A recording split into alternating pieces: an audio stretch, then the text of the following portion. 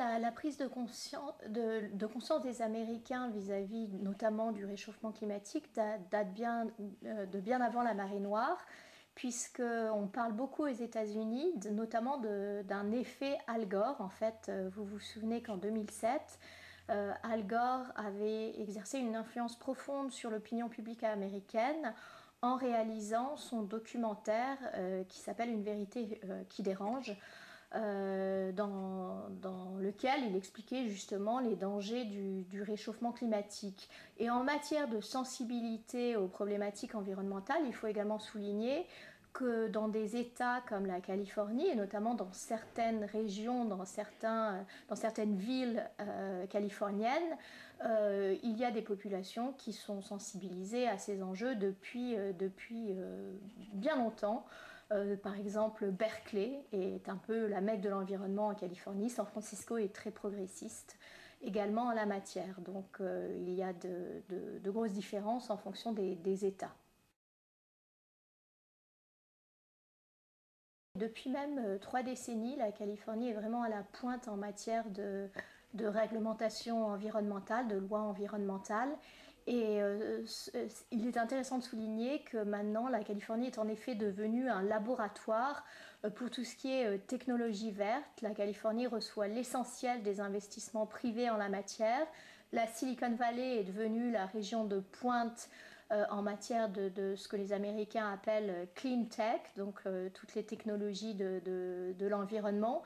Et des grosses sociétés implantées dans la Silicon Valley comme Google investissent énormément d'argent dans ces technologies vertes, par intérêt bien compris, puisque ça leur ouvre des marchés, notamment le marché de l'efficacité énergétique. Et Google consomme énormément d'énergie, donc ils ont tout intérêt à réduire leur empreinte carbone. Donc il y a, là encore, la Californie fait figure de pionnière aux États-Unis. Il y a d'autres clusters, mais la Silicon Valley est vraiment, du fait de l'excellence de ses universités, de la présence de ses capital risqueurs, est devenue un petit peu le laboratoire de cette révolution clean tech.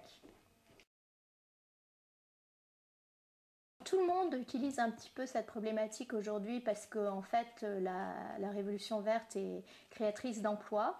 Donc vous avez des États comme le Colorado, le Nouveau-Mexique, mais aussi tous les États du milieu en fait des États-Unis qui se convertissent peu à peu à cette révolution verte, par exemple en investissant le Texas dans l'énergie éolienne, etc. Donc c'est un phénomène qui n'est évidemment pas spécifique à la Californie.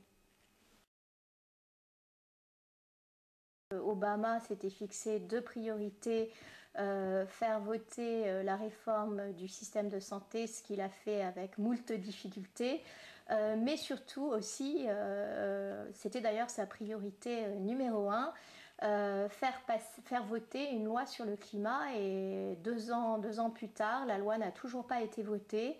Pour des raisons en fait politiques, et curieusement la marée noire, en fait on aurait pu croire que la marée noire du golfe du Mexique en avril, donc qui a été qualifiée par les Américains ou tout du moins les groupes environnementaux de 11 septembre écologique, on aurait pu croire que la marée noire aurait motivé les élus américains à voter en faveur d'une telle loi qui fixait donc des objectifs de réduction des gaz à effet de serre. Et en fait, ça a eu presque l'effet contraire parce que Obama et les sénateurs, puisque ce sont les sénateurs qui ont conçu la loi, avaient prévu d'autoriser une extension des forages en mer et une relance du nucléaire. Et évidemment, on sait que la marée noire a remis le forage en mer en question.